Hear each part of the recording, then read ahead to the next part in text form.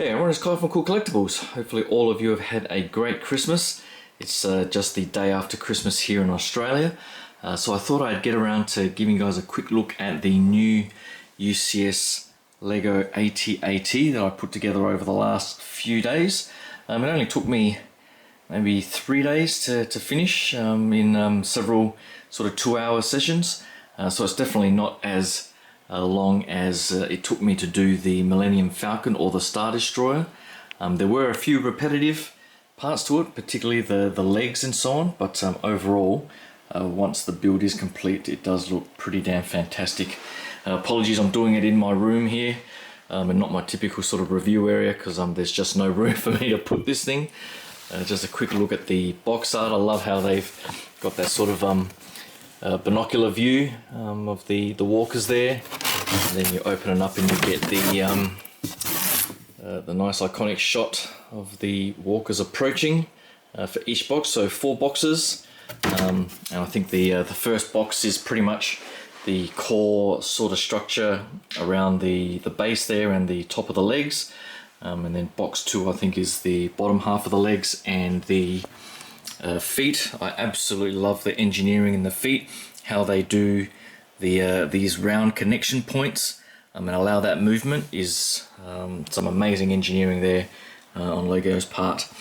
Some people have complained that the legs are a little bit too thick, but for me I don't think that's too big of an issue, particularly when you sort of finish it. It does wobble a little bit, and I think depending on how you articulate the legs, I'm going to try and pick a pose where it looks like it's sort of walking from the movie. At the moment I've got them all sort of straight up and down, but once you sort of pose up, it's not too bad.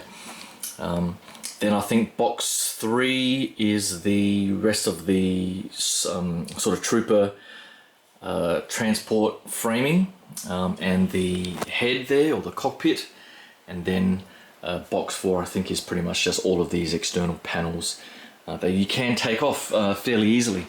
I do like this sort of, if I just get the box out and not crash into it, this cockpit area looks really nice. It's got the nice sort of red translucent cockpit area that they're viewing.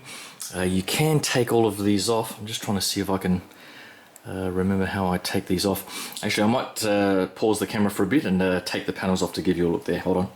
So the side panels of the cockpit pretty much just connect with those 2 red pins that you see there, and you just put them into the 2 slots that you see right there. And then this section at the top here can fold up to give you pretty much full access to the cockpit area.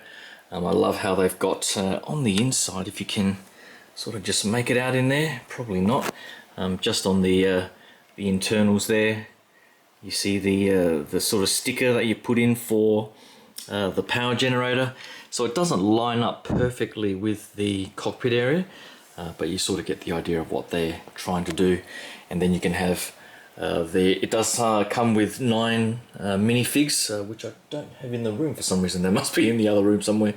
But you've got General Veers and 2 AT-AT drivers that you can fit in that sort of space at the bottom there. So it does look quite nice. There is a bit of gappage, I guess. See if I can put this in while I've got the camera in hand. So you pretty much just line up to 2 holes there and clip that in like so, and then try to adjust it so like that. So you can see that there is a bit of gappage at the sort of edge here, and then on the front there, for some reason one of the blasters here sort of dangles a little bit lower than the other one, but I guess only I can probably notice it because of my OCD. But you can sort of pull them back and forth in that sort of gun motion that you see in the movie. And then these ones on the side, you can rotate up and down, but I don't think there's any sort of side-to-side movement. These panels as well, you can lift off. I think this one here, you lift off just with the pegs there. To give access to the top. This one here as well, so it's pretty much just sort of friction based on these pegs here. And then I think the one at the back here lifts off fairly easily as well. And then this one on the side is a little bit harder, but if I just sort of lift up maybe from the bottom, you can sort of lift it out without me breaking anything, and then something fell off. Right, so the connecting point here just fell off. I think it just connects to, I don't know, I'll figure it out. You get the idea. But once you get that off, you get full access to the trooper transport section. We've got the, I don't know if they're the fuel cells or something at the back here. And then there's room and seats for at least 40 troopers, I think. So you can have some standing at the bottom here. You can sort of get a feel for some of the Death Star style stickers that you need to put on. I absolutely hate those stickers. But I guess Lego is persisting with them, so I'm just going to have to get over it one day. But that's pretty much it for the trooper section. There is like a little steering mechanism here where you can move the head side to side, like so, or you can just sort of manually do it really. It does sort of tend to bend at the front here, around the neck area, because the cockpit is so heavy, but you sort of get the feel that you can lift it up to make it straight, and it sort of looks like that. But I guess it does sort of bend and sort of get pushed up against the base of the neck here to keep it up. I think it does look overall movie accurate with it slightly bent down, so hopefully it doesn't weaken too much over time or sort of bow or snap or anything like that. But overall, I think in size wise it's pretty much on par with the Star Destroyer and Millennium Falcon, which I have just under this sort of cover here because I've got absolutely nowhere else to put it.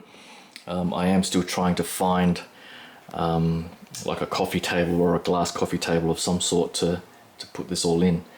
But that's pretty much it. I'll figure out exactly where I'm going to put it. It's going to have to end up on the ground in here somewhere, so I'll figure that out.